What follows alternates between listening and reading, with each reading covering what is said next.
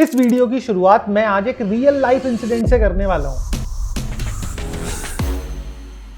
Actual में हमारी एक वीडियो पे कमेंट आता है कि भाई मैंने एक पैनल लिए थे 1 साल पहले, उसका इंस्टॉलेशन कराया था और मेरे इस पैनल के अंदर ना ऐसा लग रहा है मेरे को ग्लास के अंदर मॉइस्चर आ गया है। अब मैं उस पर रिप्लाई करता या फिर कुछ एक्शन लेता उस कमेंट पे, उससे पहले उस बंदे ने मेल भी कर दिया info@lumencity। जो हमारी टीम ने देखा तो हमारी टीम को लगा यार ये बेसिक केस है, मॉइस्चर इंड्यूस हो गया है सेल के अंदर। कई बार क्या होता है, जो सील होती है प्रोटेक्टिव सील, उसके अंदर मॉइस्चर चला जाता है, प्रॉपर सील ना हुआ वो पैनल। तो ये तो सिंपल वारंटी क्लेम है। हमारी टीम को लगा तो आप इसकी वारंटी क्लेम लो, पैनल आपका रिप्लेस हो जाएगा, आपको नया पैनल मिल जाएगा, इसमें कौन सी बड़ी चीज है। फिर जो मेरे को बात पता लगी ना, उससे मेरे को बहुत ताज्जुब हुआ। बात ये थी, उस बंदे ने बोला कि मैंने ना कंपनी को ये चीज फोटोग्राफ्स के साथ में भेजा और कंपनी मेरे से कहती है कि कोई बात नहीं, ये पैनल अच्छा परफॉर्म करेगा, आप इसे एज इट इज चलने दो। यहां पर एक चीज समझो कि जो 25 साल की परफॉर्मेंस गारंटी पैनल पर आती है वो केवल कागजों तक ही रह जाती है। रियल लाइफ में कस्टमर को उसका फायदा नहीं मिल पाता, क्योंकि कंपनीज बोल देती हैं भाई जैसा चल रहा है ठीक है, चलने दो। ये आपके घर की मोटर, मिक्सी, पंखा नहीं है कि जिसकी मोटर बंद हो गई तो ही वो आप रिप्लेसमेंट के लिए जाओगे। पैनल साइलेंटली अपना काम करते रहते हैं और जब पैनल डेड होता है वो भी बहुत साइलेंटली डेड होता है। तो बहुत सारे लोगों को तो ये पता ही नहीं लग पाता कि कब कौन सा पैनल उनका काम कर रहा है, कौन सा पैनल उनका अंडर परफॉर्म कर रहा है। और ये सारी की सारी गलती मैं आपको बताना चाहता हूं, ये सारी की सारी गलती है इस तरीके की प्रैक्टिसेस की, जो कुछ नहीं बल्कि बहुत सारी कंपनीज कर रही हैं। आज की इस वीडियो में मैं आपको बताने वाला हूं दोस्तों कि कौन कौन से वो साइंस हैं आपके सोलर पैनल पे जो अगर आपको दिखें तो आपको हर कीमत, हालत, भूकंप, हड़ताल पे कंपनी से वो पैनल बदलवाना ही है। दूसरी चीज, अगर आप सोलर लगाने वाले हो तो आपको कौन सा वो पैनल से रिलेटेड डॉक्यूमेंट है जो बहुत जरूरी बन जाता है, और उसके बगैर अगर आपने इंस्टॉलेशन कराई तो डेफिनेटली आपके रूफटॉप पर गलत पैनल लगाए जा रहे हैं। तीसरा, कि अगर आप इस ट्रैप में फंस चुके हो और कंपनीज आपको रिस्पॉन्स नहीं कर रही हैं तो सही तरीका क्या है अपने उस डैमेज्ड सोलर पैनल को रिप्लेस कराने का। तो मैं वीडियो की शुरुआत करूं उससे पहले मैं आपको बताना चाहता हूं, ल्यूमेन सिटी में हम लोगों ने बिल्कुल रिसेंटली बहुत सारे नए नए मॉडल्स की BIS सर्टिफाइड 2 साल की गारंटी के साथ में सोलर स्ट्रीट लाइट्स लॉन्च करी हैं, जो कि आप हमारी वेबसाइट lumencity.in पर ब्राउज कर सकते हो, अपने घर के लिए, ऑफिस के लिए, गांव के लिए खरीद सकते हो। तो अब हम बात करते हैं कौन से हैं वो साइंस जो अगर आपके पैनल पे आपको दिख रहे हैं तो आपका पैनल कंपनी को हर हालत में रिप्लेस करना पड़ेगा। तो सबसे पहला साइन है कि आपके पैनल के अंदर मॉइस्चर आ गया है। तो होता क्या है दोस्तों, आजकल के जो पैनल होते हैं डुअल ग्लास पैनल होते हैं, इसमें आगे और पीछे दोनों साइड सेल्स लगे हुए होते हैं और दोनों साइड से ही ये ग्लास से कवर होता है। तो ऐसे पैनल के अंदर मॉइस्चर आ जाना बहुत नेक्स्ट टू इम्पॉसिबल होता है, जब तक कि उस पैनल की वर्कमैनशिप या फिर उसकी क्वालिटी मैन्युफैक्चरिंग ना की गई हो। तो अगर आपका पैनल भी आप ऐसा देखते हो जिसके अंदर मॉइस्चर आ गया है तो आप कंपनी को कांटेक्ट करो और वो आपके पैनल को इमीडिएटली रिप्लेस करेंगे। और इसमें आप अपने EPC का भी सपोर्ट ले सकते हो उस पैनल को रिप्लेस कराने में।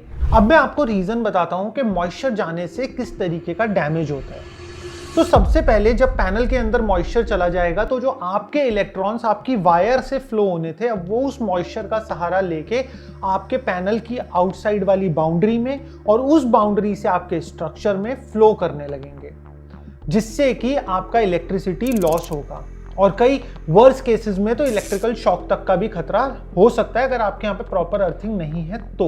और इसी के साथ में वो मॉइस्चर धीरे धीरे अंदर की तरफ बढ़ेगा, जिससे कि इस पैनल के अंदर के इंटरनल कंपोनेंट्स में कोरोजन आ सकता है और panel over the period of time पूरे तरीके से डेड भी हो सकता है। और केवल इतना ही नहीं, जहां एक नॉर्मल पैनल 0.5 या फिर 1% एनुअली डिग्रेड होता है, ये वाला पैनल अपनी एफिशिएंसी 25 से 30 से 50% तक 1 साल में खो सकता है। अब हम आते हैं दूसरी चीज पे, जिसको बोला जाता है हॉट स्पॉट।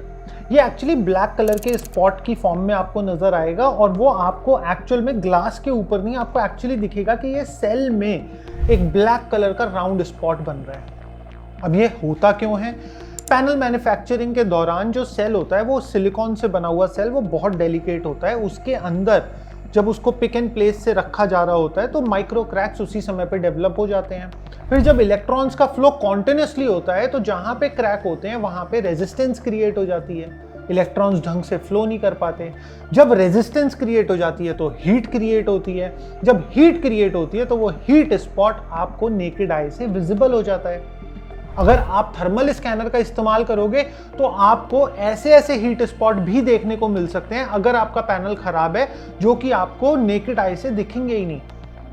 तो इसके लिए कई बारी हम कई प्रोजेक्ट्स की थर्मल स्कैनिंग भी करते हैं जहां पे हमें पता लगता है कि एफिशिएंसी नहीं निकाल रहा सिस्टम। और सबसे बड़ी बात क्या है, ये जो हीट स्पॉट है सोलर पैनल के अंदर पानी चले जाने से ज्यादा खतरनाक है, क्योंकि ये फायर हैजार्ड, सेफ्टी, इन सब चीज़ों का भी रिस्क इसमें आ जाता है। पैनल में आग भी लग सकती है और अगर वो फॉर एग्जांपल जहां पे हीट स्पॉट क्रिएट हो रहा है उसके आसपास डीसी वायर है तो और खतरा बढ़ जाता है। तो हीट स्पॉट को बिल्कुल भी इग्नोर मत करना। अब आते हैं तीसरी चीज पे, ब्रोकन सेल्स। कई बार ये भी देखा गया है कि मैन्युफैक्चरर्स आपको सोलर पैनल सप्लाई कर रहा है और जब आप उस सोलर पैनल का क्लोज्ड इंस्पेक्शन करते हो तो आपको कहीं से एक कॉर्नर से हल्का सा एक सेल टूटा हुआ नजर आ जाएगा जो कि वहीं पड़ा हुआ है, और ग्लास तो लैमिनेटेड है। तो जहां पर भी इस तरीके के ब्रोकन सेल्स का इस्तेमाल होता है पैनल के अंदर, वहां पर भी आपकी जो एफिशिएंसी होती है, जो आउटपुट होता है पैनल का, उसमें बहुत फर्क आता है। और अगर फॉर एग्जांपल आपका पैनल आज की डेट में अच्छा परफॉर्म कर रहा है तो उसमें रैपिड डिग्रेडेशन भी देखने को मिलता है। तो यहां तक तो मैंने बताया कि अगर आपके रूफटॉप पे आप लगवा चुके हो सब कुछ, तो अब आपको किन चीजों का ध्यान देना है, अपने पैनल्स में किन किन साइंस को देखना है। अब मैं आपको बताता हूं कि अगर आप प्लान कर रहे हो सोलर रूफटॉप सिस्टम, तो आपको अपने ईपीसी से कौन सा वो डॉक्यूमेंट है जो लेना है जिससे कि आप श्योर शॉट हो जाओगे कि मेरे पैनल बिल्कुल ठीक है। तो बहुत सारे लोग ये मानते हैं कि जब हमारे यहाँ पे पैनल आ जाएंगे और हमारे पैनल लग जाएंगे, प्रोडक्शन स्टार्ट हो जाएगा, उनकी वारंटी वहां से स्टार्ट होगी। बट आपके पैनल की वारंटी जिस मूवमेंट पे वो आपके गेट पे डिलीवर हुआ है उस मूवमेंट से स्टार्ट हो जाती है। तो जब आपका पैनल डिलीवर हो आपके घर पे, हर एक पैनल के साथ में उसकी ईएल टेस्ट रिपोर्ट आपको मिलनी चाहिए। अब वो उसी पैनल की ईएल टेस्ट रिपोर्ट है, ये आपको पैनल के सीरियल नंबर से पता लग जाएगा, क्योंकि ईएल टेस्ट रिपोर्ट में भी उसका वही सीरियल नंबर लिखा होगा। और एक पैनल का एक्सरे टाइप की फोटोग्राफ भी बनी हुई होगी, अगर उसमें कोई डैमेजेस हैं तो वो भी नीचे लिखे हुए होंगे। तो बेसिकली इलेक्ट्रोल्यूमिनेसेंस के अंदर बहुत सारे ऐसे फॉल्ट्स देखने को मिल जाते हैं जो कभी हम अपनी नेकेड आई से देख ही नहीं पाते, माइक्रो क्रैक्स हो। और इनफैक्ट इस मोमेंट पे मैं आपको एक चीज बता दूं कि एक बारी तो मैंने एक इलेक्ट्रोल्यूमिनेसेंस रिपोर्ट देखी थी एक बी ग्रेड पैनल की, जिसके अंदर घर में उड़ने वाली मक्खी का पंख था और ये नीचे रिपोर्ट में लिखा हुआ था ईएल टेस्ट रिपोर्ट में। तो वो बहुत फाइन डिटेल्स तक देख लेती है। अब हम बात करते हैं कि भैया देखो, मेरे यहाँ पे तो पैनल लगे हुए हैं और उनमें दिक्कतें हैं, मुझे दिख गया हीट स्पॉट है, मुझे दिख गया वहां पे पानी जा रहा है या फिर किसी भी और तरीके का डैमेज है, सेल क्रैक है, बट अब मैं क्या करूं?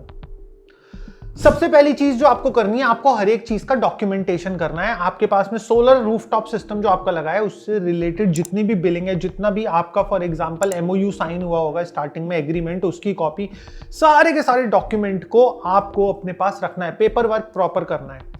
उसके साथ साथ आपको फोटोग्राफ्स और वीडियो, ये दोनों चीजें अपने पास रिकॉर्ड में रखते रहना है, क्योंकि अगर हीट स्पॉट होगा तो वो डे 1 पे इतना सा होगा, वो बढ़ता जाएगा। वाटर अगर अंदर जाएगा पैनल के तो वो डे 1 पे इतना सा होगा, वो बढ़ता जाएगा। तो उसका आपको कॉन्टिन्यूअस रिकॉर्ड और डेटा को मेंटेन करना है, पहली चीज। दूसरी चीज आपको क्या करनी है, कोई भी बात करनी है अगर आपको कंपनी में, तो मेक श्योर कि वो रिटन कम्युनिकेशन हो। आप ईमेल पे बात करो, लेटर भेजो, रिटर्न में रिक्वेस्ट दो, बट वो रिटर्न होनी चाहिए। वर्बल एश्योरेंस पे आपको नहीं जाना चाहिए, उसकी कोई स्टैंडिंग नहीं होती है। और अगर कंपनी आपके पैनल को बोलती है कि हम नहीं ले सकते, इसे रिजेक्ट कर देती है, तो वो चीज रिजेक्शन का रीजन आप उनसे रिटर्न में लो। कि आप इस चीज को रिजेक्ट क्यों कर रहे हो, इस चीज को आप हमें लिखित में दो मेल पर। अब इसके बाद में अगर आप उनके कस्टमर केयर से सेटिस्फाइड नहीं हो तो आप उनके रीजनल हेड को अप्रोच कर सकते हो। अगर रीजनल हेड से भी बात नहीं बन पा रही तो आप उनके कॉर्पोरेट्स को अप्रोच कर सकते हो। बहुत सारे लोग कंफ्यूज होते हैं कि हम कॉर्पोरेट्स तक कैसे पहुंचेंगे। देखो, लिंक्डइन प्रोफाइल है, ट्विटर है, किसी के भी थ्रू आप उनको टैग करके मैसेज कर सकते हो। और अगर इनमें से कोई भी तरीका काम नहीं कर रहा है तो आपके पास में फाइनल बचता है कंज्यूमर कोर्ट। कंज्यूमर कोर्ट का दरवाजा खटखटा के जो भी डॉक्यूमेंटेशन आपने स्टेप 1 में प्रिपेयर करे थे उन सब डॉक्यूमेंटेशंस के साथ में आप कंज्यूमर कोर्ट से एक लीगल एड ले सकते हो। और इसी के साथ साथ अगर आपकी कंपनी के पैनल ALMM लिस्टेड हैं तो आप MNRE में भी एक रिटर्न कंप्लेंट इस चीज के बारे में दे सकते हो। और इसी के साथ में कंपनीज भी आजकल बहुत स्मार्ट हो गई हैं। एक एग्जांपल देता हूं आपको, शायद आप में से बहुत सारे लोगों को ये बात पता भी नहीं होगी। जब पहले टाइम पे 330 वॉट के पैनल आते थे तो कंपनीज कहती थी कि आप इन्हें 2 पर्लिन्स पर लगा सकते हो। जो नॉन टेक्निकल लोग हैं, जिन्हें नहीं पता पर्लिन क्या होते हैं, तो पर्लिन बेसिकली वो डंडियां होती हैं, फिर वो सपोर्ट फ्रेम होता है जिसके ऊपर आप पैनल को रखते हो। तो एक पैनल के एक टॉप से और एक बॉटम से 2 पर्लिन पर आप एक पैनल को लगा सकते हो। 330 किलोवाट के वो पैनल छोटे साइज के होते थे। बट अब जब ये 590, 600 वॉट के पैनल आ रहे हैं तो कंपनीज एक छोटी सी कंडीशन डालती हैं कि भाई हमारे इन पैनल्स को तो 3 पर्लिन का सपोर्ट चाहिए, और अगर आप 3 पर्लिन का सपोर्ट नहीं दे रहे हो पैनल्स को तो हम आपका वारंटी क्लेम अगर आया इन फ्यूचर तो एंटरटेन नहीं करेंगे। अब वो एक छोटी सी कंडीशन हो जाती है जिसकी वजह से अगर कोई माइक्रो क्रैक डेवलप हो गया या फिर कोई भी इशू आ गया तो कंपनीज उस क्लेम को सिरे से रिजेक्ट कर देती हैं। ये मैंने केवल एक एग्जांपल दिया है, हर के केस में होता है कि नहीं होता ये एक अलग चीज है।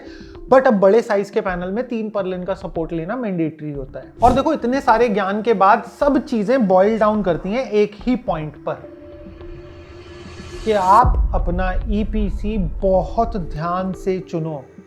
EPC ने कितने प्रोजेक्ट करें, कितने बड़े बड़े प्रोजेक्ट करें, इस पे मत जाओ। EPC के लोकल कस्टमर को पकड़ो जो कि 3-5 किलोवाट का भी हो सकता है, या फिर इस पे भी मत जाओ कि EPC ने बहुत सारे इंस्टॉलेशन करे हैं। आप EPC का कोई 1 साल पुराना कस्टमर पकड़ो, कोई 2 कस्टमर पकड़ो और उनका बस आप रिक्वेस्ट करके पिछले 1 साल का प्रोडक्शन देख लो कि भाई कितना इनके यहाँ पे लगा हुआ रूफटॉप का बना रहा है। अगर उनका 1 साल का एवरेज 4-4.5 यूनिट आ रहा है तो आपका वो EPC एकदम परफेक्ट है, आप उसके साथ में जा सकते हो। अगर आप इस चीज पर एक डिटेल में वीडियो देखना चाहते हो तो मैं आपको लिंक दे देता हूं। यहां पे आ रही है हमारी वीडियो जिसमें हमने एक डिटेल टूर कराया है 5 किलोवाट के सिस्टम का, किन किन चीजों का ध्यान रखना होता है। आप यहां पे क्लिक करके अभी के अभी देख सकते हो। और humancity.in हमारी वेबसाइट विजिट करना मत भूलना।